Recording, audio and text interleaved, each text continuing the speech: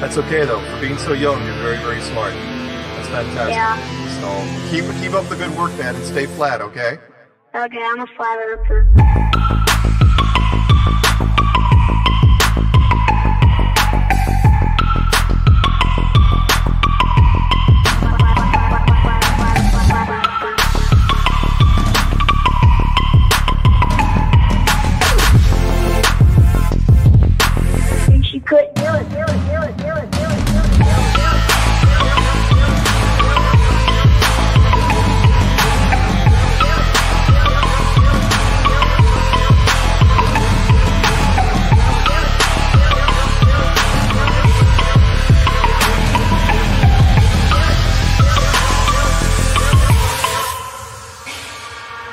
I'm a flat earther, flat earther, flat earther, flat earther, flat earther, flat earther. I'm a flat earther, flat earther, flat earther, flat earther, flat earther, flat earther. I'm a flat earther, flat earther, flat earther, flat earther, flat earther, flat earther. I'm a flat earther, flat earther, flat earther, flat earther, flat earther.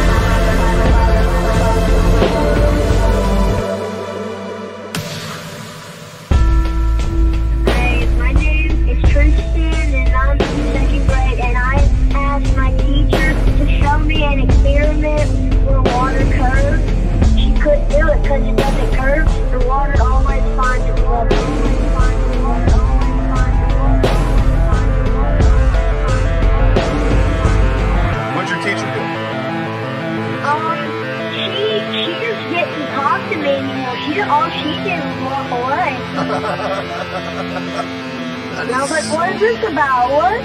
That's okay though. For being so young, you're very, very smart. That's fantastic. Yeah. So keep up the good work, man, and stay flat, okay?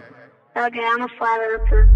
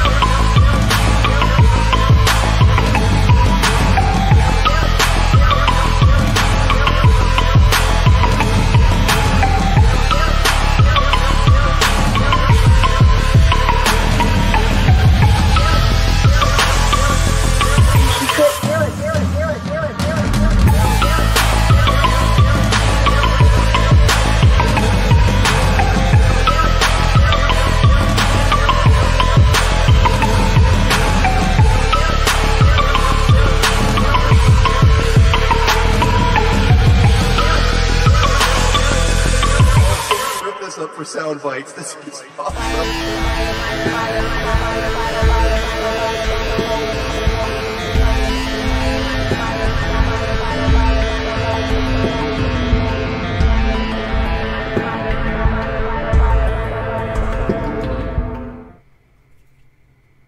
Hello, good rising everyone, Shabbat Shalom, and welcome to the Anti-Religious Scriptures Study with Karen B. and Just Jack. This is episode 11 at 11:11. Very interesting. Thanks for being here. Shabbat shalom. Yes. All right. Today, we have a couple of chapters prepared to go through. So do you want to do your disclaimer? We got to do your disclaimer first. Of course. If nothing else, to send people spiraling. Like, why do you keep doing the disclaimer? Yeah, because every time we get somebody spiraling about something, every time we do this show, so. Exactly. All right, so, just Jack's disclaimer. To the religious, if you believe it's wrong to study scripture outside of your religion or denomination, if you believe your religious leaders or church fathers are incapable of having inherited anti-scriptural traditions of men, if you've already made up your mind about scripture, including the scripture shouldn't be studied at all, then this stream is not for you. To others, if you are open-minded to others' opinions, if you haven't made up your mind about the scripture, if you've been turned off to religion but believe there's truth in scripture that may have been changed or hidden by religion, if you live according to scripture and you want to dig in and discover more, this stream is for you. We are looking at scripture in the original language using concordances or dictionaries for root words as well as context from a non-religion perspective, as well as life experience discussion. We are not here to argue with others about theology or doctrine by the traditions of men, including Catholicism, Christianity, or Judaism. We will be discussing the importance of origins and show how religion's contradictions to scriptures. All right. There you go. Thank you. No problem. That's, the last part, we are not here to argue theologies or any of that other stuff is so important. I get comments on there and they're saying, you're doing this and you're being dishonest and blah, blah, blah. And it's like, if you don't like it, just don't watch it. Exactly. I don't want to hear it. I really just don't want to hear it. I just don't want to hear it. Yeah. I mean, people already have their preconceived ideas about what they're about to hear. So when they hear something different, it causes that problem. It's the same thing of getting into flat earth or any other discussion of information that you haven't looked at from a different person's perspective. And instead of spiraling about the information that you're getting, just take it. If it resonates with you, then apply it. If it doesn't, then just let it go. This is not a place. I'm not here to try to convince you that what I'm saying is true, or that even that what the Bible is saying is true. That's for you to decide, right? I'm not trying to push my theology or my doctrine or anything else like that. We're specifically looking at what the scripture says for what it says. And the reason being is because traditions, when they're doing translations, they have bias. And so when you look at something in English and then you go back to the Hebrew, you can see there's a slight variation to it that can miss the point. I mean, for instance, right now we're looking at this one, the first verse, it says angels in KJV and by extension the Hebrew Interlinear, but it's messengers, the base meaning is messenger. But they have to put their preconceived idea that any messenger is an angel. It's a half deity. It's hard to explain, like a demigod, right? It's kind of like a demigod type of thing. Where in this perspective, it calls them men on multiple occasions. So they came in the form of a man. They didn't appear as giants. They didn't appear as winged creatures, and definitely not as the Greek interpretation where they show naked babies with wings, right? Yeah. I'm just saying though. Those guys are creepy, man. They're creepy with their nakedness, and their babies and stuff, so. All right. Okay, so. And this time, just to let people know what they're looking at on the screen, I have created a adjusted Hebrew Study Bible to where when the titles come up, such as Elohim or the name of Yod-Heh-Vav-Heh, I actually put Elohim and Yehovah rather than the previous translated God, because God is prosperity deity of Babylon and his name is not Lord. So what I did is I just went through the entire Torah, and everywhere where those terms appeared, I changed it. And sometimes it causes complications because they'll change Elohim into Lord, which is very strange. But I had to go systematically through and fix these problems. Awesome. But now I also fixed it for Karen so that she can read right to left, which makes it a little simpler for her. Yeah, that gets hard going back and forth. That's not easy. Also, I kept it together. So it's got the Hebrew, then it's got the Strong's numbers, then it's got the pronunciation, then it's got the English. I love this because now I don't have to switch between versions to click on numbers and bring up the definition. Correct. That's another thing I did, is that the HSBR Torah can be appeared in the parallel where the HSB could not. So, Sweet. Yeah, now we can look at both versions, and we can easily find the English words and then go to the left and find the Hebrew. It's right there. Yes, awesome. All right, so we are at Genesis 19. We just came from Genesis 18. Let's just do a quick recap of what happened in the last chapter. This is... Do you really want to go there? No, wait, I forget. Yeah, I do, because I kind of forget what happened in the last chapter. I need to be refreshed a little bit. Please let your water... No worries. This is where he's... Okay, let me see if I can remember. This is where the Lord is telling Avraham that... Not the Lord. Or a messenger, the Lord's messenger, right? Yeah, some or the messenger Creator himself, right? Because the Lord is the replacement for the Creator. So even if you say Creator or Almighty or something like that. Right. Okay, so the messenger of Yehovah comes and tells Abraham that him and Sarah are going to have a baby, even though they're really old. Yep. And what was Sarah's response? She was like, she was wondering if she was going to have pleasure at her age, right? That's right, yep. Which is a valid question. Like, I'm an old lady, and I'm gonna have pleasure at my age. Yeah. And then what happened? I think that was it. They didn't have the baby yet. Well, right? The next thing is right there. And then they're talking about Sodom. Yep. And how there's Sodom and then there's all this. Basically, everybody in that city is doing gnarly stuff. They're all horrible, nasty people sinning in the city, and then Yehovah wants to destroy it, and Abraham's like, well, wait, what if there's a couple of good people in there? Or what does he say? What if there's like 50 good people? What if there's 50? What if there's 5 less? Yeah, What if there's so he's 45? bartering. Well, maybe 30. Maybe there's... That's right. That's so funny. The Bible's funny sometimes, I have to say. It's kind of funny. Yeah, I mean, if you get into it, like when I'll give you an example. Like when I was in church, I heard about David, right? Mm-hmm. And almost everybody, even if they haven't gone to church, has heard that David was the guy who fought Goliath and won, right? Mm-hmm. And then he became a king. That's all we know about him, right? And they tell us stories about David being a child, when if you read it in its context, there's no way he's a child. He's a big dude, right? And then when you read his exploits between fighting Goliath up until becoming a king, dude, it is an epic story. It's an epic history that, like, you'll be on the edge of your seat while you're reading through it. It's awesome.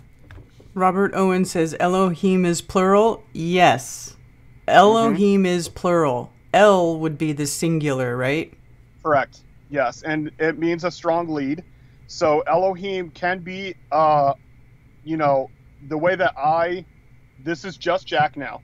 Just to be clear, this is not, specific. Oh, that's the other thing I was going to say when we were talking about we're just doing the scriptures, just straight translation. If we do interject with our own opinion, we do give a disclaimer when we're doing it. Correct. And that's so we're not trying to propagandize you with our dogma. Okay. Yeah. It also, I also told you in the disclaimer, our own personal experience, right? So I always tell you ahead of time, look, this is my perspective on the word Elohim. I think it's a collective that is Yehovah. So ergo, like, now I'm fast forwarding to like future verses and stuff like that, where it says that we become one with Elohim, right? So that means you connect with Elohim, therefore you are Elohim, and so you're part of that collective. It's not a problem for me. Like, some people have a hard time processing that information. Like, they don't even see how that's possible. But we've been told for so long that we're, insignificant. We need a man above us, right? We need a spiritual father, or we need government, or we need an educator, or whatever else, rather than telling us that, we are, connected to the Creator. We should be manifesting his will, including creation itself, as co-creators. And some people don't like that idea. Like, I don't know if they think like it's too much of a responsibility, or they're just trying to humble themselves and say, oh, I can't be part of that. But the fact of the matter is that if you read through Scripture, the Creator is constantly saying, connect with me and be an example to the rest of the world. So the rest of the world looks at you guys and they're like, whoa, whatever you have, I want that. Right? So it's not going to be just people that are going through religious motions. That's not going to compel anyone to come to the Creator. But if you're walking in his power, if you're manifesting his will, there might be something there. Right? That's why people left Egypt, because they saw the Creator's power and the favor on a specific group of people. But anyway, I'm jumping ahead. All right. But yeah, the Elohim thing, if you go back to the very first episode, we talk about this. Yes. In detail. The first episode has a lot of good nuggets in there, actually. I've already sent people little timestamps from the first one when they ask me questions. I'm like, episode 1. So if you're just getting here and you want to go get caught up, episode 1 is probably, you really got to start. It'll give you a good precursor to see how things change in the way that I dig in and go to the original Hebrew and the original root words. And that's what Hebrew is based on, is root words. So you have to see what words actually mean. It's not like Globers who say words don't really mean things, right? Because then they can twist it to mean whatever they want. Or well, that's what they do. They change the definition. Exactly. All right. So Genesis 19, shall we begin? Sure. All right. Let's go. And the two messengers came to Sodom in the evening, and Lot was sitting in the gate of Sodom. And when Lot saw them, he rose up to meet them, and he bowed himself with his face toward the ground. Okay, so go down to the notes that I gave you. Mm-hmm. And then if you see on the far left, gate/reason. So the gate is where the elders or the older men of the city would come together and reason with one another, right? So they would discuss, city life, family life, whatever. Is this it's like the biblical version of the water cooler?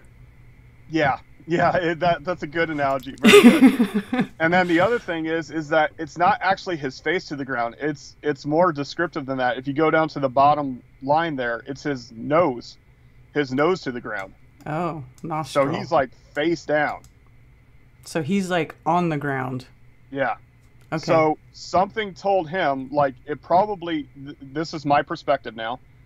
My opinion is that when these beings of Yah appeared before him, he felt a strong gut feeling. Let's put it that way. Like, right? He knew where they were from. Yeah. He's like, oh, these are very important people. Like, I need to get down on the ground. And I think the reason why is because Lot is not necessarily a righteous dude. He's a pretty bad dude. I mean, he chose to live in Sodom, the city, the dark place, when he had, Avraham said, choose whatever land you want. And he took the best land of the fields where they were, and he still chose to live in the city. So he likes the city life. He likes the financial gain from the city life and other stuff. But now I'm understanding why Avraham was bartering with Yehovah. Yeah, because he doesn't want Lot to die. He's like, exactly. Lot's over there. Exactly. Right? Yep. Okay. That's exactly right. And he said, look, Please, my masters, please turn into your servant's house and spend the night and wash your feet and rise early and go your way. And they said, no, but let us spend the night in the open square. I just found a downside to the parallel. Oh God, what is it? You can't pull up the notes to change the verse notes. Womp womp. Oh, well, that's true. Why not? Okay, here. Where are we? Verse 2. Verse 2. Yeah. You gotta, yeah. Well, it's easier to switch between like NECA and Maybe- just hit Bible and then hit parallel. Let me suggest something. Right click or whatever click you do for the alternative click, and then see if you can choose notes from there. Sorry guys, this is a new format we're playing with. No. No option? Okay. Mm-mm. All right, move on. Sorry. It's okay. But I've figured out how to go get it And easy. this is servant also. This is the Eved. We talked about that on a previous episode where Avraham calls himself the Eved. Which word is that? Translate, I'll be at your servants. Yeah, the one above it. There you go. There we go. Okay. Yeah, it's kind of crushed together with the formatting, but yeah, the Hebrew and then the number and then the next line starts the English. Right. Okay. Yeah. Okay. So yeah. All right. But he urged them strongly, and they turned into him and came into his house, and he made them a feast and baked unleavened bread, and they ate. Before they lay down, the men of the city, the men of Sodom, both old and young, all the people from every part surrounded the house. Okay. Yeah. So that is So everybody was around yeah, they're like Lot's house, They're surrounded his surrounding- house. yeah, they're surrounding his house. Why? Because there's strangers in the town, and they have a way of dealing with strangers. And it doesn't get specific, but like you can, and people have interpreted that they're trying to have their physical way with them. But that's going to come up in a little bit here. But it says this word around is like the same word for dizzy. And like so they're spiraling around the house, right? Okay. So it's not just around, because there is a Hebrew word for surround, but this one is saying like dizzy, like they're like spiraling around, you know. And then let's see, both young and old is the old is Zaken, which means bearded or elder, and the young is the young one or youngling. And you're not going to see it there because if you go, in the English, if you go back to the elder one that you were looking at. Oh, which one? The one I was just at? Yeah, for elder, Zaken. Yep, that one. Yeah. So at 2205, change that to 2204. So it's spelled the same way, but they define the word different. Old Okay, aged so there's man. another one.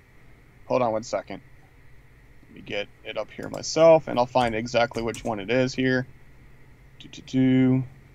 So this is a thing that I do. I find not just the word that pops up as Zaken, but I also find out, okay, well, what other words are spelled Zaken? And you'll see that elder and beard are the same word. So let me do my list here. And I'm looking at another screen.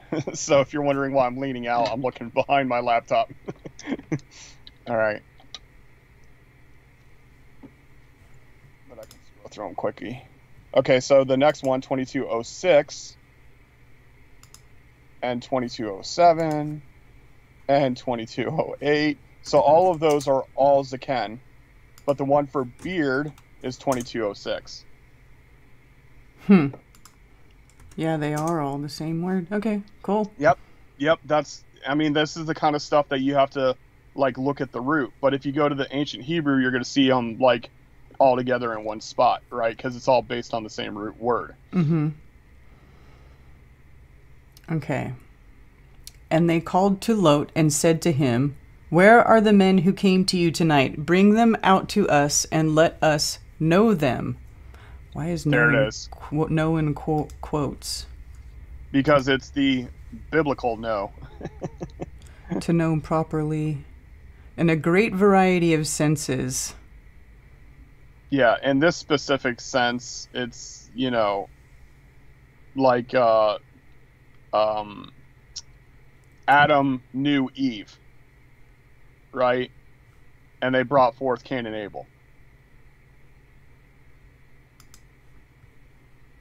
Okay. But it does have a general sense. So no can actually mean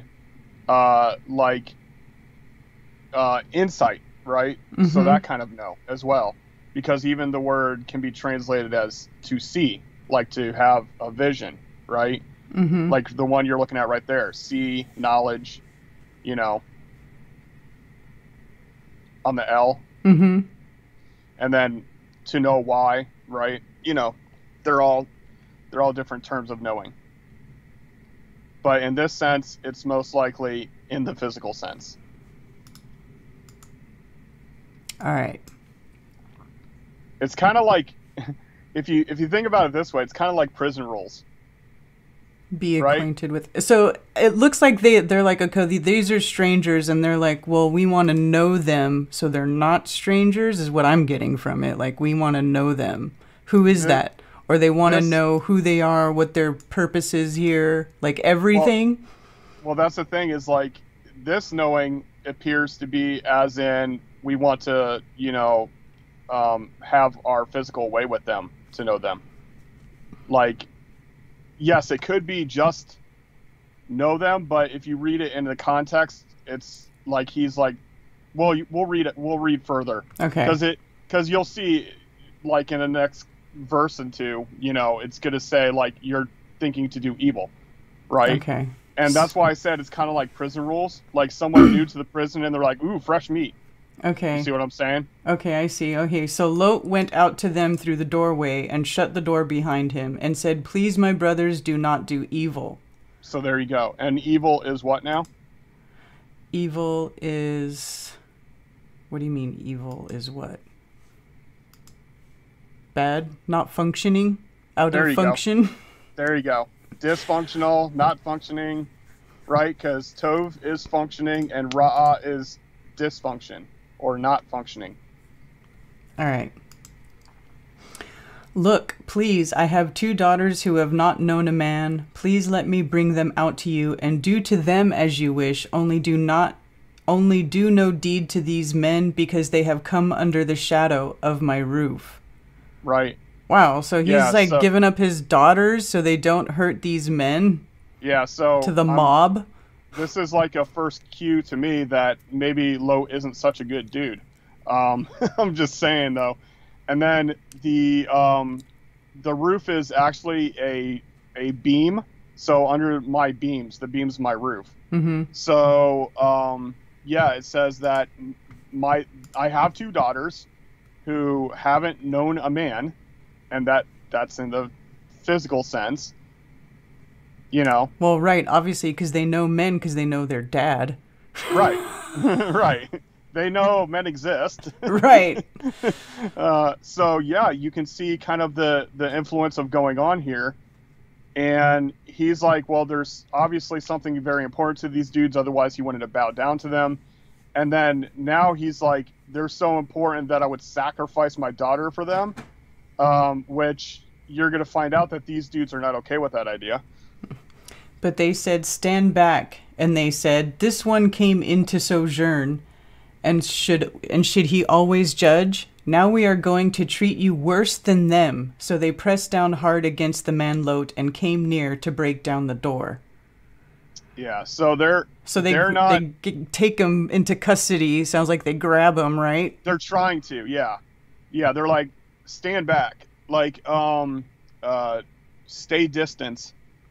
And that's the funny thing. It's like, how is he judging, right? Like, you don't get the context of where the judging comes in, but it's kind of like you're letting these men make the decision of whether or not they come out. You know, who are they to judge is basically what they're saying here. Mm-hmm. And so they're like, okay, we're going to get them one way or another is what's happening here. And break down the door is a good translation, yeah. Right. But the men reached out their hands and pulled Lot into the house with them and shut the door. Then they... So which men are these? These are the messengers. These are the messengers? Okay. Yeah. Yeah, because these are the guys in the house. Mm-hmm. And they're like, you know, you don't see the discussion that's happening here, but I'm pretty sure they said something to Lot about it. Like, you know, what the hell are you doing, man? Like, right? Like, you dum-dum. Okay. Yeah. Then they struck the men who were at the doorway of the house with blindness, both small and great, and they wearied themselves to find the door. And it specifically says they palm them. In other words, they put out their palm and they were struck with blindness. It wasn't that they actually struck them, because the typical sense is like, you know, hit right. somebody. But it literally says they palmed them and they were struck with blindness. So, wow. So they wave the hand. Yep. These are not the droids you were looking for. Right. They were doing their Jedi move. Exactly. And the men said to Lot, have you anyone else here, a son-in-law and your sons and your daughters and whomever you have in the city, bring them out of this place. Yeah, so here it says, the in-law of marriage, the build descendants of you, the female build descendants of you, and all complete for you in the dark city, right? City and darkness, same word. Purpose out from what type of this place. Okay. So he's saying anybody else related to you. Now, I've seen some articles based on this specific reference of Genesis 19 that he says that my daughters, I have these daughters who have not known a man, and they said that he's lying because he's going to go visit his sons-in-laws. But hello, he could have more than those daughters. That's the point. Mm-hmm. Right? So there are daughters who are married and daughters who are not in this reference. I'm just saying, though, you know, there's this anti-Bible believers that are spiraling that it's inconsistent. No, it's possible that he has daughters who are not married and daughters who are. Yeah. You know? All right. For we are going to destroy this place, because the cry against them has grown great before the face of Yehovah, and Yehovah has sent us to destroy it. Yeah, and destroy means to absolute corruption. And Lot went out and spoke to his sons-in-law who had married his daughters and said, Get up, get out of this place, for Yehovah is going to destroy this city. But to his sons-in-law he seemed to be as one joking.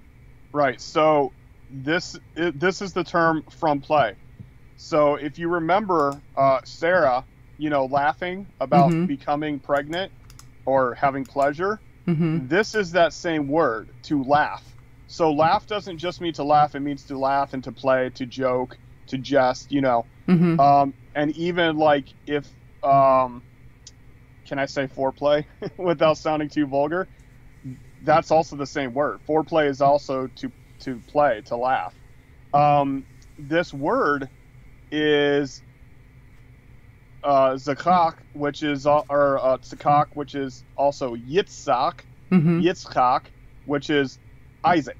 So Isaac, this word for Isaac is paralleled for these few chapters up until Isaac is born. So it's like poetically, it's like getting you ready for Isaac by putting that word out there again and again and again. You know, Yitzhak, Yitzhak, Yitzhak. So it's like getting you ready for Isaac's appearance. It's very interesting how it's written. Okay. And when morning dawned, the messengers urged Lot to hurry, saying, "Get up, take your wife and your 2 daughters who are here, lest you be consumed in the punishment of the city." Okay, so here the morning dawned is better than the KJV, but it literally is the dark pre-dawn. So right? Before the sun is even seen. Right. So right it's, before. Yeah, it's getting ready to dawn, Mm-hmm. like real soon.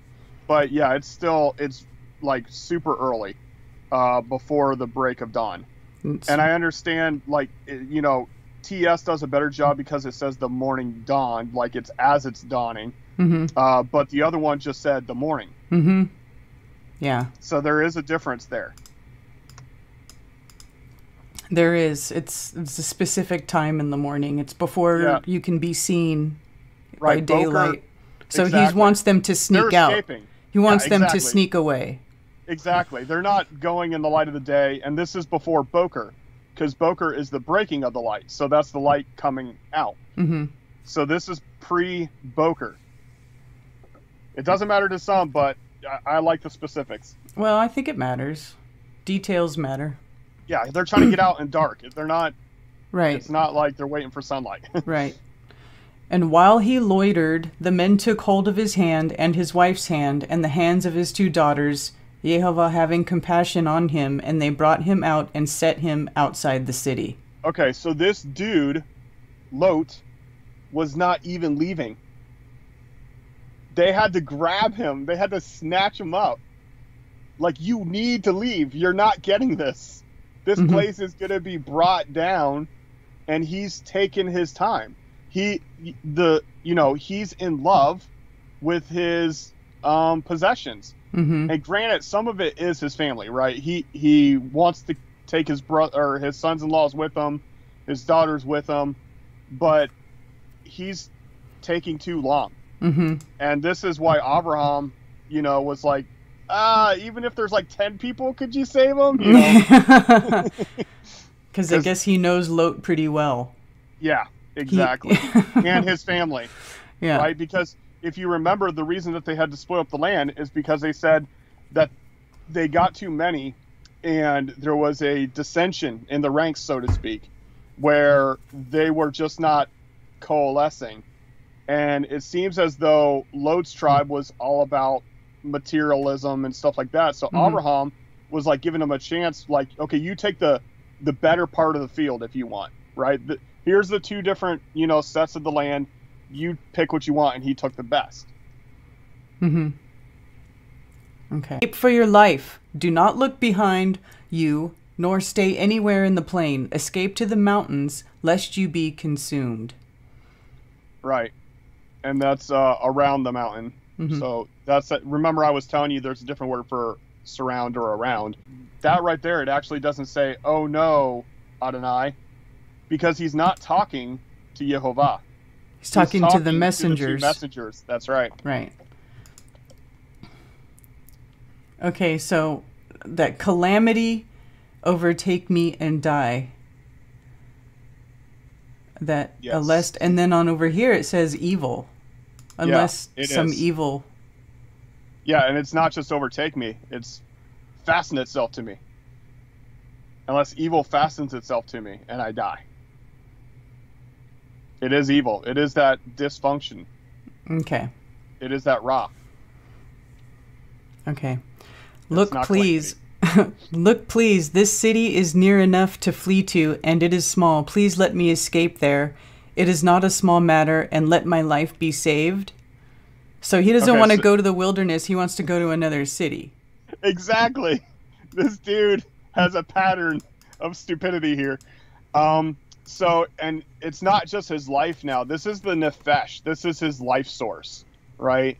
His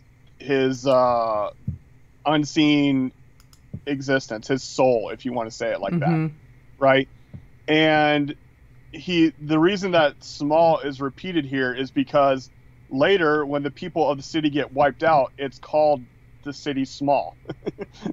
It's called the name of the city is called Small. So that's why small is repeated here twice. let me go to the city that's small. It's not small for me. Is basically what he's saying. Right. And the creator sent these messengers, and they're like, dude, you need to get out of here. And he's like, nah, I'll stick around. Like, I'm just gonna go over here to the next town over. Everybody talks about this story, how Lot's wife is evil, which we're gonna get to that, but they never point out that Lot is like fighting tooth and nail the whole way. Like, I need my city. I have to have my city. Give me a different city if I can't have this city. It's ridiculous.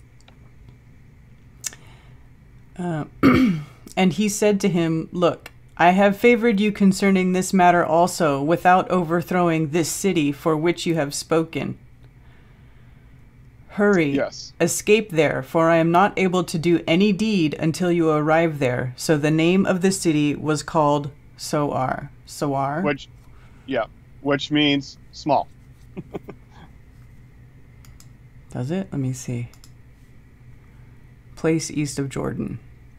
From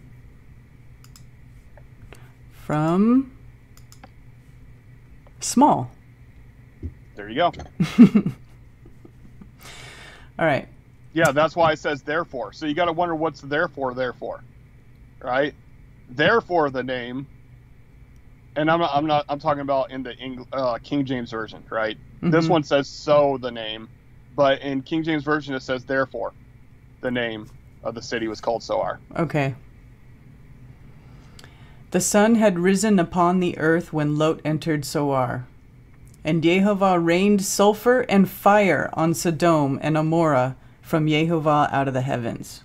And this is translated as brimstone, but okay, so I got to tell people this. There was a friend of mine that did a tour of Israel, and he visited the location of Sodom and Amorah. To this day, they're standing right angle building shapes made of complete sulfur and ash. They still exist to this day. And you can find these chunks, like some of them as big as your head, these chunks of sulfur, and they say it's the purest sulfur on earth. And when you burn it, it turns into this black sticky tar, and it has such a noxious smell that it will literally knock you out. So imagine a bunch of these things being rained down, these giant tar-like sulfuric noxious gas, that sounds rods. horrible. Yeah, but the positive side of it is they most likely got knocked out by the fumes, and so they didn't suffer as much. You understand what I'm saying? So it seems as though the noxious fumes is part of the mercy. Like, I'm going to knock your ass out and then burn you up. Yeah, I remember you had a piece of that here, and we burned it on the porch. And even outside in the open on the porch, it smelled bad. It was like, we were like, Yeah. So imagine the whole sky was filled with nothing but that. So they were knocked out previous to being burnt to death. Yeah, that's right. I forgot that we did that at your place. But this stuff, there was a guy who showed you how volatile this stuff is, where he put a piece of it. Now, it was a pretty, like, golf-sized piece, but he burnt it on a piece of glass, and it burnt through the glass. That's how much it heats up. And the flame is blue. It's very cool. Like, I mean, it's not cool, but just in the science form of it, it's really cool. Actually, I have it. Should I play it for people? Oh, you have a video of it? That video, yeah. Cool. That we did. Hold on. I don't know if you'll be able to hear it. But a friend of mine. So the testimony of this incident happening still exists in the desert today. And it's north of the Dead Sea. And assumedly, this is what even science says, the Dead Sea didn't used to be salty, but then all of a sudden something happened to where it became salty, the Dead Sea. And these cities, when these live forces were consumed, they turned to salt, and the wild deer of the area lick the ground out there because, you know, they like the salt lick, and it's most likely leftover remains from the lives of these cities. Very interesting stuff. That is crazy. Okay, hold on. Let me see if I can bring a little it up. creepy, but like it's just more validation.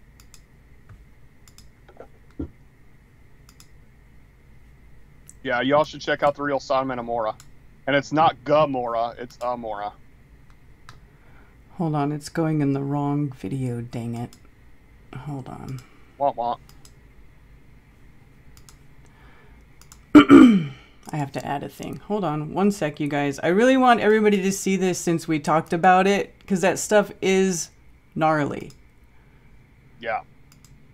Yeah, I had a shopping bag full of here we go brimstone that was like, you know, a quarter size. Okay, I'm gonna play it. This is us. This is Jack and I burning, and you can see it's on a pie plate, and it's a little tiny piece. But you'll hear us. I'm probably not going to be able to see it. You'll have to look on the stream. Yeah. 20 seconds from now. It's only a short video. It's only a few minutes. Went over to the Middle East, Israel, and he got a lot of chunks of what is assumed to be the fire and brimstone story of Scripture. Are you playing sound? This would be the brimstone. It cooks very hot. And it has a noxious gas that will make anyone who's breathing it in pass out. And it's been tested by scientists, this substance that's all there's some over bigger chunks. That I'm 20 area, seconds behind and they everybody say else, that it's sure. the highest Oh no, concentration because that would be of what they're natural actually salt. Jack, right now. stop talking over the video. And I didn't know there was sound. You know, I've heard it explained, and I think it's a pretty good idea that the reason that it gives off this noxious gas is because when he was putting judgment on Sodom and Gomorrah, which is actually Sodom and Amorah, that he was having mercy on them, that they were to be knocked out rather than feel them burning to death. And it will turn to a black goo, which makes it attached to whatever it touches when it's on fire. And then it will, Should I turn the light on? it'll stay lit until it's fully consumed. Yeah, you can turn the light off. Oh, I almost got some of my nose. Yeah, back up. As you can see, it's got this very cool blue and purple flame. I can't share the smell with you, but it's a really bad smell. Burns the nose, burns the eyes. Ooh, it does smell. Ugh. It smells like sulfur. Like I said, it turns into a black goo, and it will stick to whatever it attaches itself to until it's fully consumed. So it'll burn for a long time, the larger stones. And some of the stones are as large as a human head out there that are still existing. And you can actually see the shapes of completely ashed buildings and over that desert. And this is just a tiny piece, and it freaking stinks. yeah, it's bad. Yeah. Oh god, dang, man. There's no wind to blow it away either. That's a lot. That's a lot. Sorry. Should I turn the fan on? Yeah, that would help. That would help. Sorry, folks. So yeah, there's large salt deposits. You don't want to bring that in. There's large salt deposits out in that area as well. And if you know anything about the story of Sodom and Gomorrah, Lot's wife turned back and turned into a pillar of salt. And supposedly the Dead Sea did not used to be a Dead Sea, but the salt may have actually flowed down from Sodom and Gomorrah. God dang, that little tiny piece stuck out this whole area. And we're outside. It's not enclosed out here. We're Jesus fully outside. Lord. That was awful. That was bad. God dang, God. man. Sorry. I thought since it was such a small piece, it wouldn't be that bad. Yeah, I didn't think it would be that bad either. God, and I was sitting there and I was like, I can't sit here. So there you go. That is how toxic that stuff is. Sorry, that was kind of a little sidetrack thing, but my goodness. We were outside, we were on the porch, and you can hear us coughing. Yes. while we were doing that little tiny piece. And I find it funny. I was saying in the chat, like, man, we should have just played the video. Everything I just explained, exactly. Like, all the things I just explained was in that video. I forgot I had that video, and then I was like, oh, yeah, because we did that a long time ago. It was a long time ago, yeah. But, dude, that just validates me. Like, I know that story so well. That's how I explain it every time. And it's because it's something that, like, even though it's a negative aspect of the creator's judgment, it's still a testimony. It's something that verifies that there's something to these narratives in the Torah. And there's tons of stuff like this. When you look into the physical evidences of the Exodus, it'll blow your mind. Like, it's... Man, I was crying, laughing, listening to us coughing. Yeah. And Doc Michael said that he would sell it on the street. Like, yeah, man, that'll really mess you up, man. Like, you want to get messed up, that'll mess you up for sure. It was bad, just that little bit, and we were outside. Yeah, definitely do it in a well-ventilated area. And I still have quite a bit of it left. So maybe I'll do another video where I use a bigger chunk and try to let it burn through something so you can see how hot it is. Maybe. I don't know. We'll see. My wife kind of wants to preserve as much of it as we can as, like, a living testimony. So yeah. Because I don't necessarily have access to that area. But yeah, it's very interesting stuff, and that was our testimony of how toxic it was, because we were coughing like crazy outside. I know. Look, we probably almost killed ourselves, because look at IronFE. He says, when sulfur burns, it produces sulfur dioxide, which turns into sulfurous acid when it comes into contact with water. That means it can be deadly if you breathe it into your very moist lungs. There you go. There you go. So it'll knock your ass out. And excuse my language for those who are offended by the A word. Yeah. But that piece that I burnt was no bigger than my pinky tip. Like, that was a tiny, tiny piece. Yeah. And it burned for a while. I mean, it was, imagine a chunk the size of a head burning. Ugh. Oh my gosh. That would, that will destroy a city. I could see that doing that. Yeah. All right. So, enough with the science part of it. Let's get back to scripture. Okay. So he overthrew those cities and all the plain and all the inhabitants of the cities and what grew on the ground. Right. So that is the where is it? Oh, I'm on the wrong verse. That's why. Okay. So that's the word sprout. Right, so Genesis 1 talks about the earth sprouting things up. So it's all the things that are, sprouting from the ground. And ground is the Adamah, right? Because Adam comes from Adamah. Right. But his wife looked back from behind him, and she became a post of salt. That works for me. It's a decent translation. That is so, as much as that part is talked about, that's really seems like sort of like uneventful, just kind of thrown in there. Right. That she became a post of salt. Like, I thought there was more to it than that. Does it still talk about it after? No, but they always make sure that that's put in the movies and stuff, right? Right. Where, like, it's a big epic event, like she's looking back and you see her slowly turning to salt from her toes up to her head or whatever. Mm-hmm. That's not how it happened, dude. It was like a flash burn, right? It's kind of like how they portray the nuclear blast thing, where someone's standing there and then poof, they're just a standing ash, like you can still see their form, but they're ash. Or like when they did the carpet bombing in Japan, where you can see the shadows of them on the walls and stuff like that.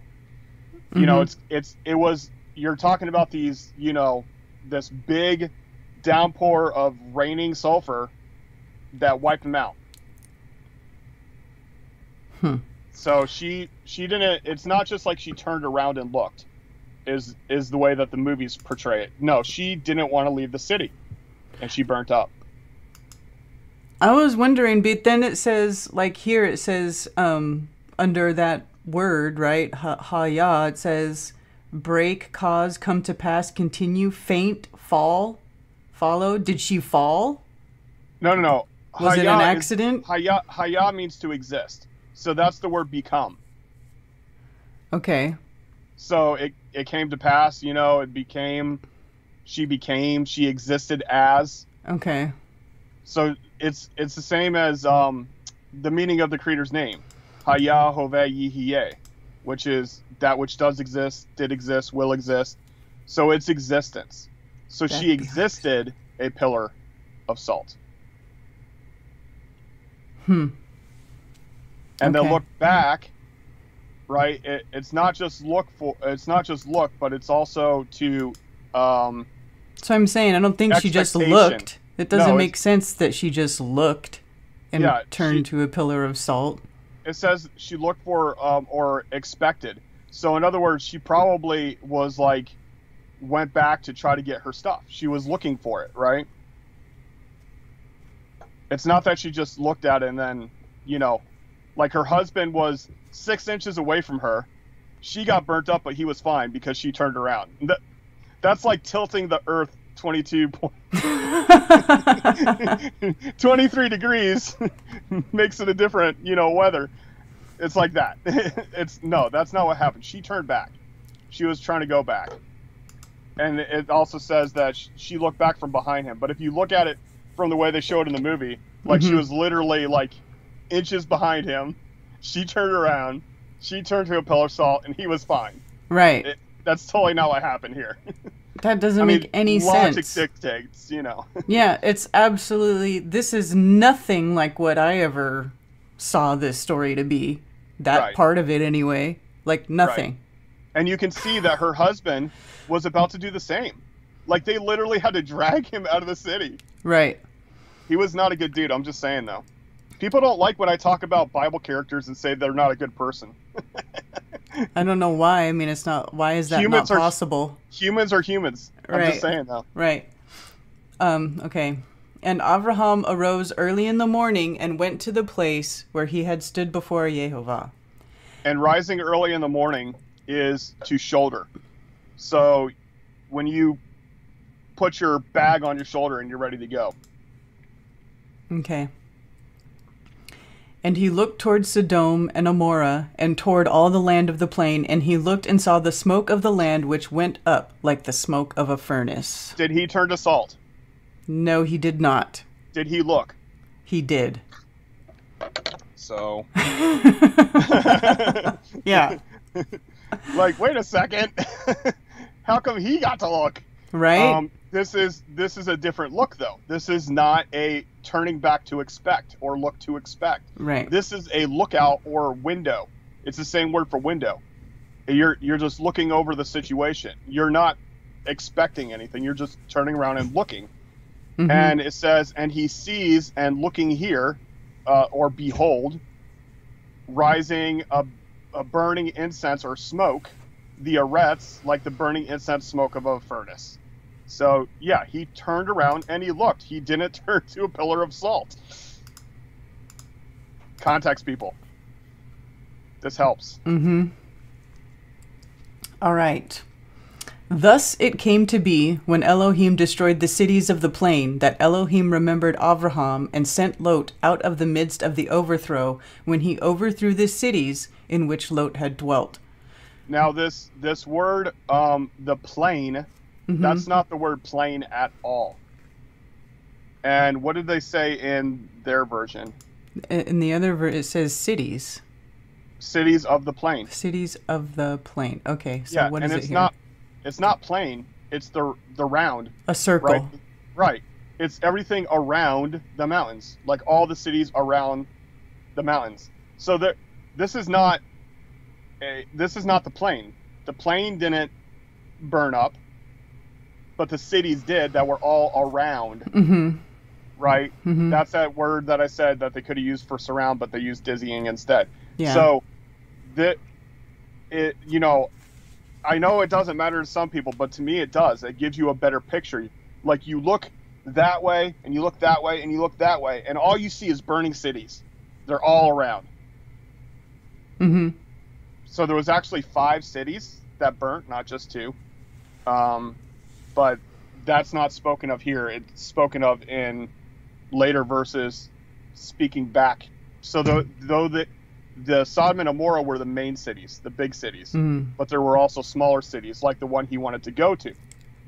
Right. Okay. And Lot went up out of Zoar and dwelt in the mountains, and his 2 daughters were with him, for he was afraid to dwell in Zoar, and he and his 2 daughters dwelt in a cave. Now, why was he afraid to dwell in Zoar? Because Jehovah told him that he was going to destroy it. Yeah. So, I mean, it's like all of a sudden he's like, oh man, the conviction's so strong, right? That's the way I would put it, right? Mm-hmm. He's feeling so guilty, like not listening to the messengers in the first place, that he's like, I got to get out of here, man. I'm going to die here. All right. And Lot went up out of Zoar and dwelt in the mountains. Oh, I already said that. Yep. And dwelt in Next a cave. And the firstborn said to the younger, It's going to get weird. Just Our father is old, and there is no man on the earth to come into us, as is the way of all the earth. What? Okay, so this is the firstborn is the first fruit feminine, so that's good. Mm-hmm. And then the next one is the small daughter, which is Zoar again. Mm-hmm. So the same word for the city. Hold on one second. I have a small daughter coming in my room right now.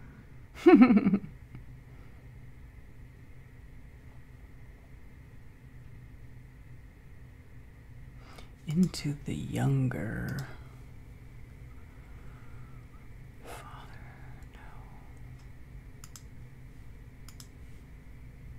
Yeah, okay, yeah, small. Zoar. Into the younger, our father. Yes, I don't make these things up. Okay. I know, I'm just showing it so everybody else can see it too. No, yeah, absolutely. That's exactly what I want you to do. Just so you know we're not making stuff up. That's right. Yep, it's the first fruit and the smallest one. So his daughters who are married were the middle daughters. Okay. I don't get this part. There is no man on the earth to come into us, as is the way of the earth. Yeah, so the way, this is just Jack's perspective, okay? The way that I see this to be, imagine you go up to the mountains and you look around and every city is being burnt. You think the end of the world has happened. Okay. You understand what I'm saying? That makes sense. Look at it from their perspective. Mm-hmm. They only knew the city. That's their whole life. Then they go out to the mountains and they see every city in their sight being burnt up. Okay.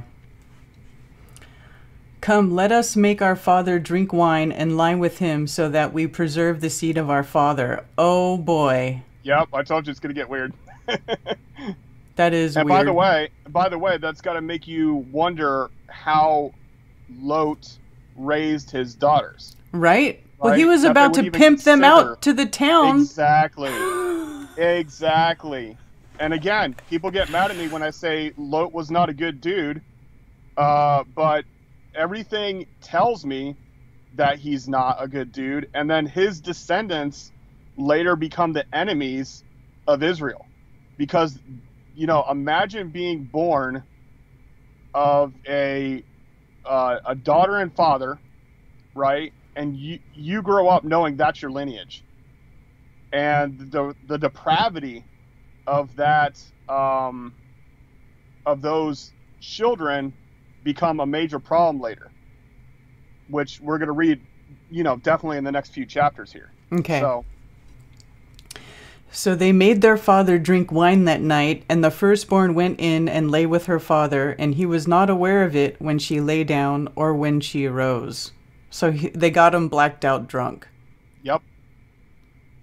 And, so this is the older one, the firstborn. And it came to be on the next day that the firstborn said to the younger, "See, I lay with my father last night. Let us make him drink wine tonight as well, and you go in and lie with him, so that we keep the seed of our father." Okay, so let me give you something else from these two verses, 33 and 34. Mm-hmm. If you look up yesterday, tomorrow, tonight, all these things are very important to understand what a day is, right? So the Jews will tell you that a day starts at sunset, but these verses debunk that.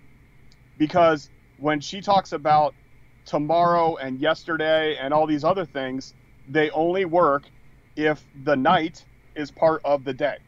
Mm-hmm. In other words, it's day to night in this context. Okay. Unless she's like making a 3-day gap. Like she slept with him, waited for a day to talk to her sister, and then she says, wait another day to sleep with her father. Mm-hmm. Right? But that's not so. Like, right. I mean, I can't see it as so. But yeah. But this is the first verse in the scriptures that debunks the evening beginning of the day. Okay. It's just the first verse contextually. All right. Besides Genesis 1 that says light he called Yom and darkness he called Lila. So all right. So they made their father drink wine that night as well, and the younger arose and lay with him, and he was not aware of it when she lay down or when she arose. And that's a small one. Yeah.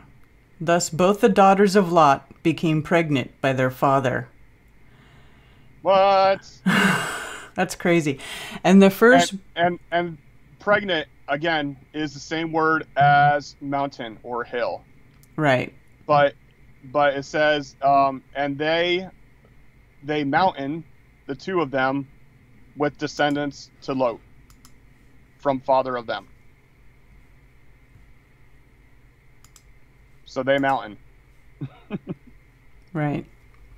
Okay. And the firstborn bore a son and called his name Moab. He is the father of the Moabites to this day. Right, so this later becomes an enemy. But Moab is literally from his father. It literally means from his father. From his father. Excuse me. Okay. And the younger, she also bore a son and called his name Ben-Ami, and he is the father of the children of Ammon to this day. And Ben-Ami means descendants of my people, and its short form, Ammon, means the little people. The little people? Yep, because remember, she's the small. Mm-hmm. And then she gave birth to him, and then Ammon, the on on the end of Ammon means diminutive, the smaller form of the the people. So you could just say the little people. Mm-hmm. You speculate what you want out of that, but that's how it appears. And when Ben-Ami, being the descendant of my people, it also alludes to the fact, like, we kept it in the family. You understand what I'm saying? Yeah, they sure did. I'm just saying, though. Little creepy there. But it is creepy. That's the origins. You know, that's the thing that, you know, we talked about this before, where we look at the generations, you know, this one begot that one begot that one, and it seems kind of boring and tedious. But then when you see these names appear again, you can see where they got to where they're at, why they became an issue or why they became a blessing or whatever the case may be. Like the Mitzrayim is actually a descendant of Ham. So you can actually see like the lineage going to where Mitzrayim, aka Egypt, became a problem with the whole curse being put on Canaan and everything. Okay. All right. That's the end and we have chapter 20 now. Chapter 20. I got 2 chapters done. Woo! All right. And Avraham set out from there to the land of the south and dwelt between Kadesh and Shur and stayed in Gerar. Very good. And Abraham said concerning Sarah, his wife, "She is my sister." And Abimelech, sovereign of Gerar, sent and took Sarah. So he's telling people that's his sister again. Yep, and it's Avimelech. Avimelech? Yep, very good. Yep, he's doing it again. And later, well, we'll see. But basically, he prompted Sarah to always say that she's his sister, no matter who they run into. Okay. Oh, I see in the chat it's somebody's birthday. Happy birthday, Kurt. Happy birthday. All right. But Elohim came to Avimelech in a dream by night and said to him, "See, you are a dead man because of the woman whom you have taken, for she is a man's wife."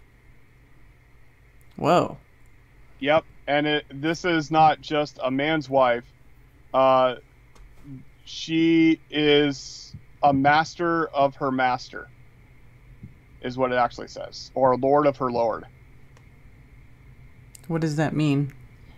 What do you mean, lord of her lord? Remember back in the day when they made a covenant with Avraham and they said they're going to give him a lordship, like a masterhood? So she is the female lord of the Lord. Okay. So she's a female lord of Avraham the Lord. Okay. Right? She's like, they call them lords and ladies, but it's like, yes. So she's the like woman. that. Okay. Yes. Yeah. She's the lady of the Lord Avraham. Okay. And it means that as like, like landlord. However, Avimelech had not come near her, and he said, "Yehovah, would you kill a righteous nation also?" So not seeing Yehovah in this. This is Adonai again. Adonai. So who's he talking? So he's talking to. Wait a minute. He's talking to Yehovah. He's talking to Yehovah, but he doesn't know it. Right. Like, so it's like he's talking to a messenger.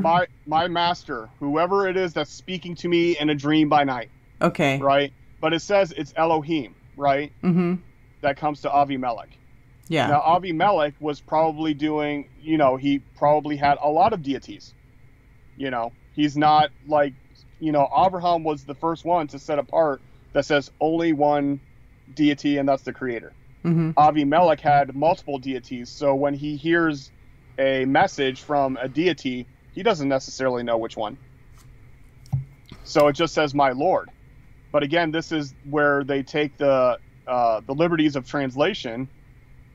If you go to like the HSB or the KJV, it's a capital L, lowercase O-R-D. Mm-hmm. All right. Where was I? 20 verse 5. Oh, the righteous nation. Oh, okay. Did he not say to me, "She is my sister," and she herself said, "He is my brother. In the integrity of my heart and in the innocence of my hands, I have done this." So he's like saying, I didn't know, right? Yep. They lied to me. I didn't know. Yep. And this integrity is like the perfect or wholeness of my heart.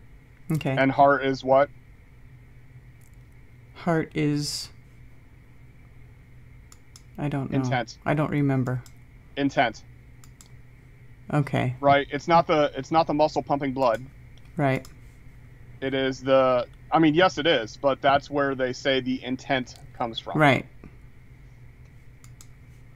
Which is where you feel stuff when you feel emotions anyway. You feel it in that area. Like heartache, right? Right. Okay. Yeah. And Elohim said to him in a dream, "Yes, I know that you did this in the integrity of your heart, and so I kept you from sinning against me. For this reason, I did not let you touch her." So he's giving him a heads up. And now, like if you continue this path, you're going to die. Right. "And now return the man's wife, for he is a prophet, and let him pray for you, and you live. But if you do not return her, know that you shall certainly die, you and all that are yours. All right, so this is Jack's perspective on this incident, right? Mm-hmm. So she gets taken, and Avraham is like, kill him so I can get my wife back. and the creator's like, dude, there's somebody that's asking me to kill you because you have his wife. So you should probably make sure that she gets back to him as soon as possible so that I don't have to kill you.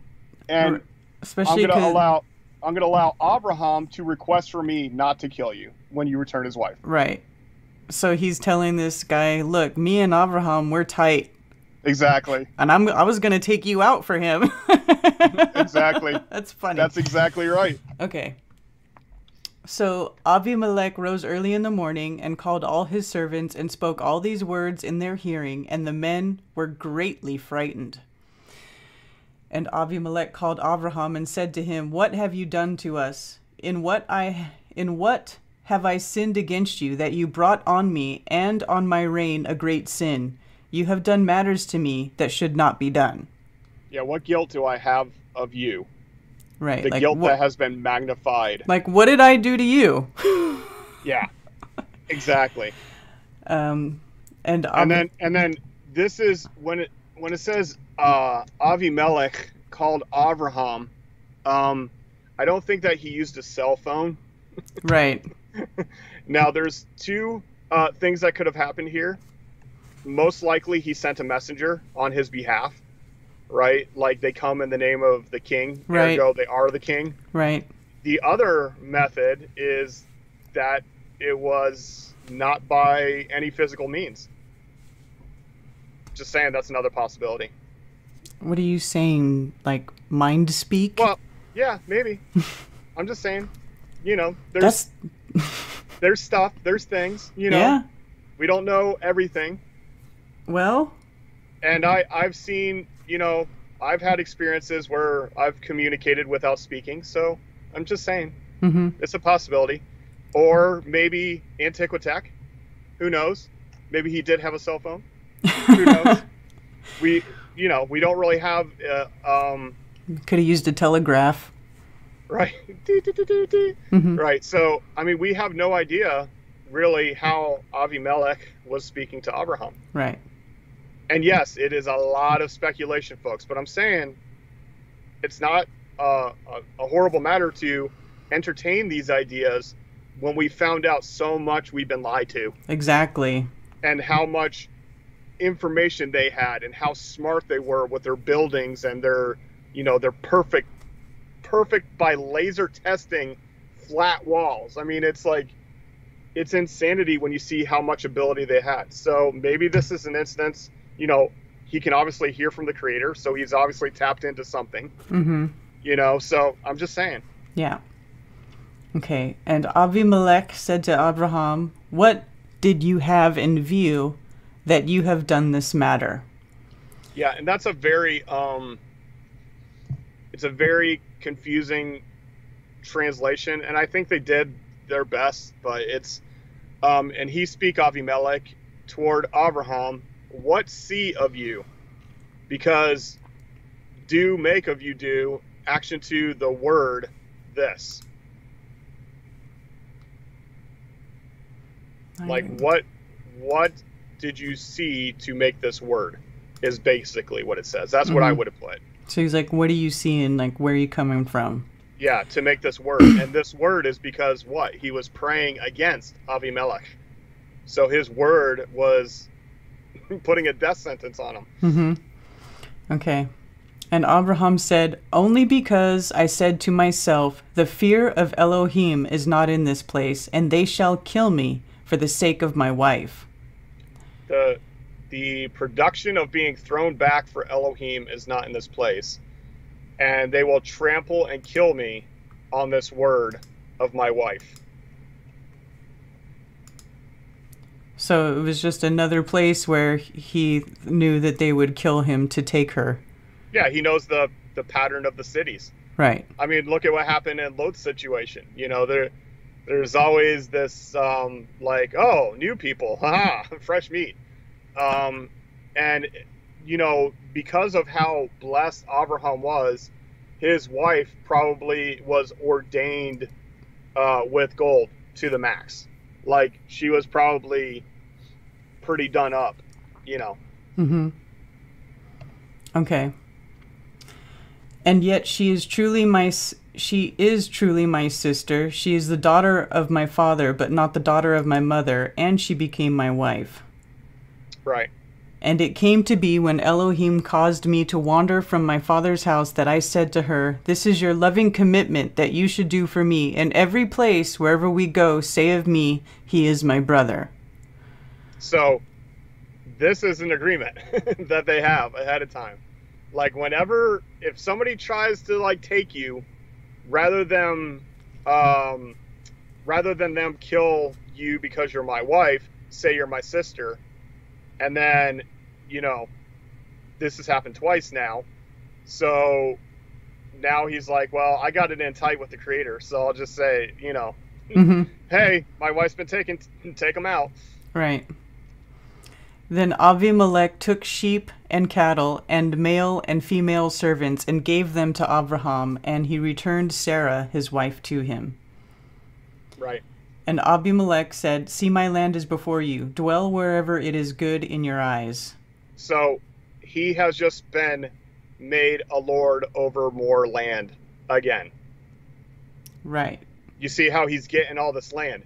Like, it happened with his enemies that he saved from Sodom and Gomorrah.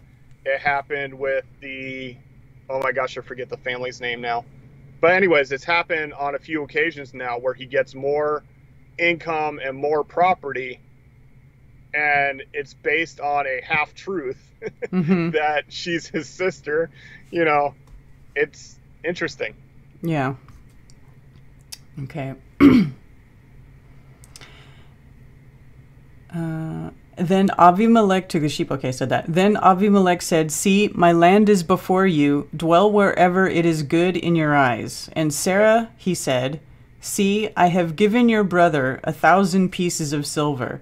See, it is to you a covering of eyes before all who are with you and before all others, and you are cleared before everyone." So not only am I letting you go, but I'm paying paying you to look the other way. Yeah, basically. Paying you to forget. It's kind of like the price of a wife, even. But he must find her quite valuable to send 1,000 pieces. Like, yeah, it's definitely like look the other way, for sure. Right, because he doesn't want to get killed and everybody around him killed. And the period of time that this happens, you know, if you just read it, you may think, oh, this happened in like one day. But if you read it in everything that happened, this happened over a period of time to where, well, you're going to read it here in a second, but they started realizing that nobody was getting pregnant even because of this whole situation. Okay. And Avraham prayed to Elohim, and Elohim healed Avimelech and his wife and his female servants, so they bore children. And this is the word, the female servants is also the same Hebrew word for the mothering of his. So this is a nanny. It's not necessarily female servants. Like, these are the girls who take care of the babies of the king, Avimelech. Okay. For Yehovah had closed up all the wombs of the house of Avimelech because of Sarah, Abraham's wife. Wife. Well, I don't understand that. Why? Do you want me to justify it, or? Well, no. Okay. Has this character come up before? This Avimelech person? No. So I'm just understanding. Abraham's going into a new land, right? So he's traveling. And as he's traveling, he's getting more land. Because if you remember the Creator's blessing on Avraham, that he would inherit the land. Okay. And then, so this is how, you know, he didn't stay in one place for very long before he moved to another place and another place and another place.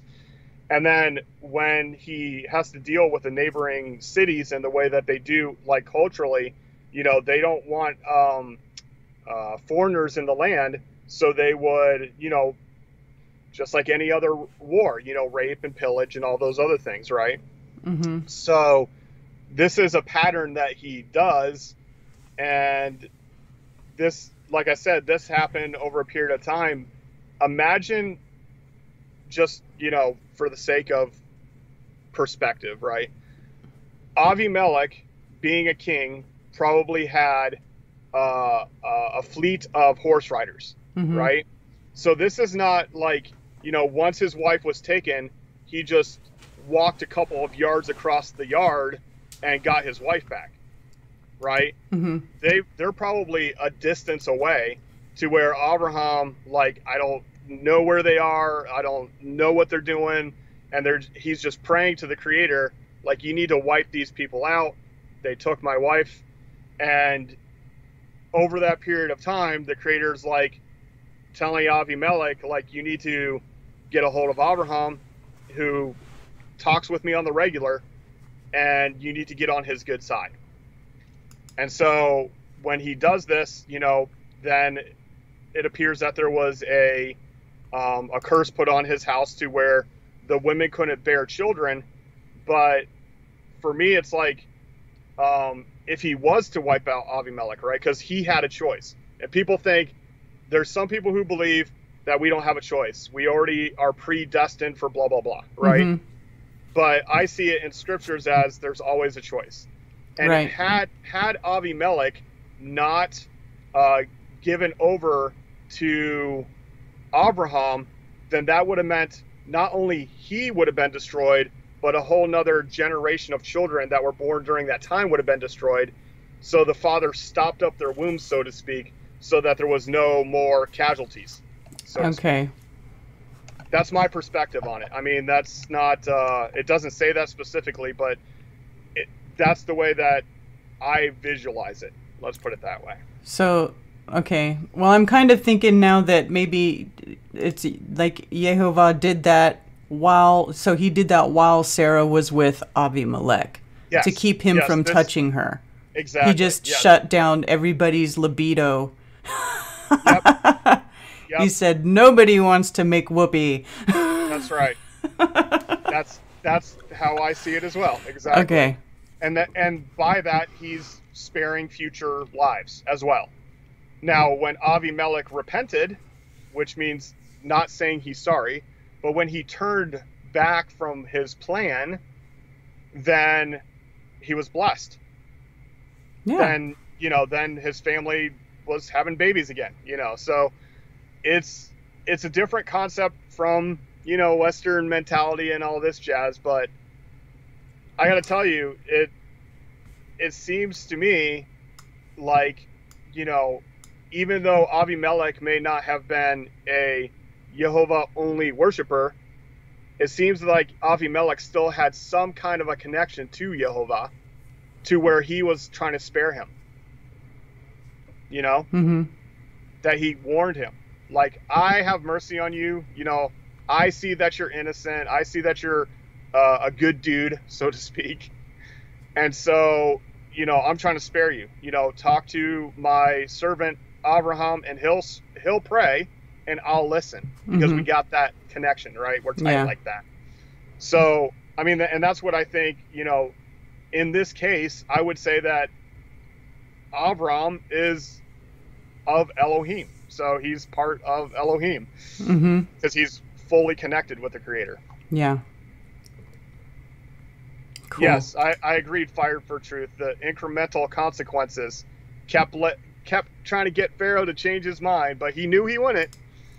But he gave him a chance anyway. It's like, I'm going to give you to the count of 3. Exactly. Robert Owens says, why did they deceive Avimelech and say he was a sister? He did that because there's previous stories where they go into these cities where everybody is basically having delinquent behavior, and they're bad. Yeah, they're bad dudes. So when he goes to these cities, he tells them that his wife is actually his sister, so that they don't try to kill him to take his wife. Yeah, and if you go back, Robert, to previous episodes, this is not the first time he's done it. Yeah.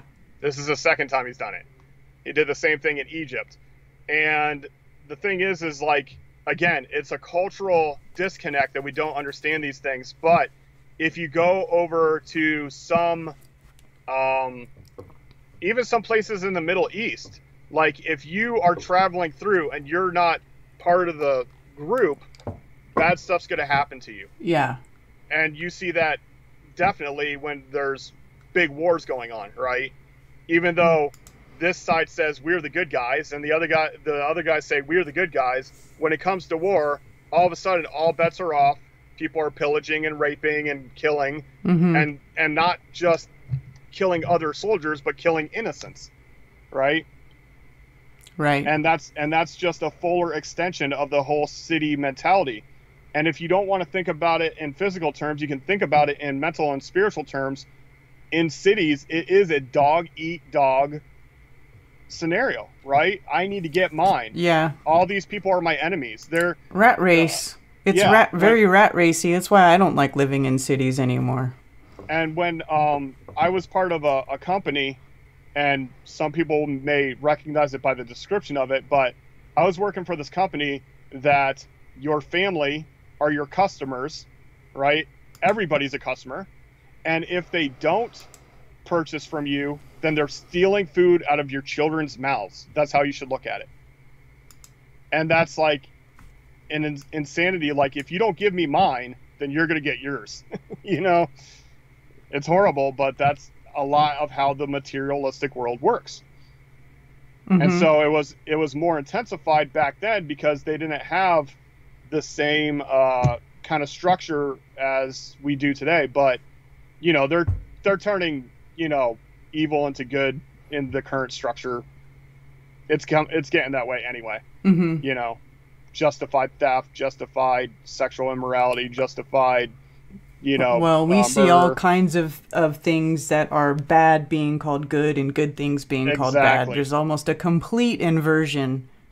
Exactly. And I figured this out way back in 2012, where I talked about the ideals of this culture, this United States Western mentality culture. And when I look at the scriptures, it looks like the entire culture is built anti-creator. Like, how can we just slowly loophole things in to where, you know, good is evil and evil is good? And of course, these last couple of years, everybody can see it now because they're like being very open about it. They're like, we're going to screw you over big time. You know? Yeah, we don't talk about the future stuff in this stream, but if you want a specific question answered, you can email me, justjackflatearth@gmail.com. I try to avoid talking about New Testament stuff, even though we have paralleled some New Testament stuff in here. We do go there every now and then to look. Alner, like Kurgis, says, Umim and Thumim is interesting. This is truly Antiquitech. Yeah, I don't throw that idea out. I mean, it's like, for instance, casting lots. Right? Like today we would be like throwing dice, right? But they used to use casting lots to figure things out. And it was accurate. So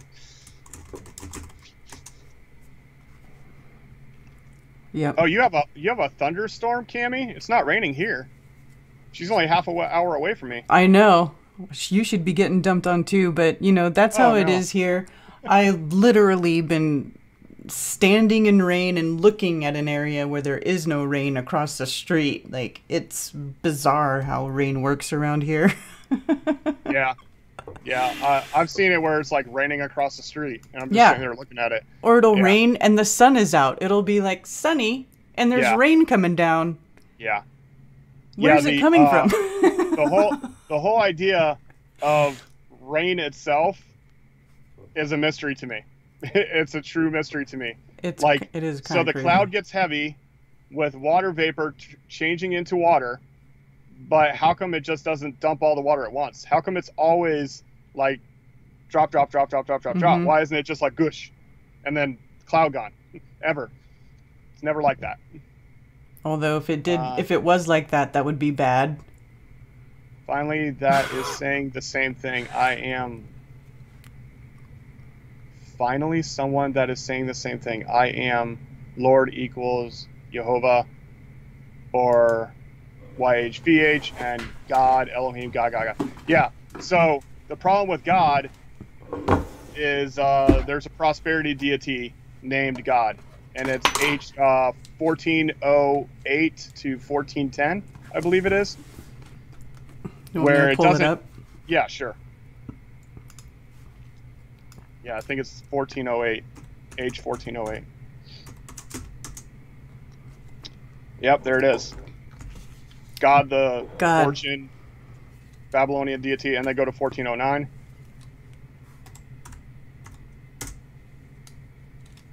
Yep, fortune. Mm-hmm. There's a pronunciation, God, right there. Yeah. And then it tells you that it's root from 1464. So go ahead and click on that 1464 link. 1464. Yeah, it says from 1464. Good, a primitive root. To crowd upon this, that is, attack, invade, overcome. Yeah, because it's a lot. It's a lot. All right. I'm scanning through the chat. Yeah. See if there's any. You guys have any questions about all this stuff we just went over before we wrap it up? Father's compassion saved him. He did not deserve saving. Yeah. I mean, we don't know all the details, but he was definitely giving him favor. I think I don't know if he was speaking of Avimelech or Lot, but yeah, if he was speaking of Lot, definitely he didn't deserve it. And it was compassion for Avraham. It wasn't compassion for Lot. You know. Because remember, it was Avraham that was begging. If there's even like 10 people. Thank you for this super chat, Ammo Walk. Cheers. Thank you for that. Thank you. Appreciate the support. Jack and I share all donations to the stream. Appreciate it. Alrighty, I'm done scanning chat. So all right. If you want to wrap it up. Are we good? Love you all. Appreciate you all coming out and listening. And stick to your conviction, but always seek truth. Absolutely. if you're not there yet, I'm not pushing it. Hopefully you'll see things as I do, just because I know how edifying it is, how powerful it is to see this unseen existence of Yehovah all around, to be able to connect with the Creator and not to a religion, not to a man, not to a government. That's right. Absolutely. Cheers, any word. Thank you for the tip. Appreciate that.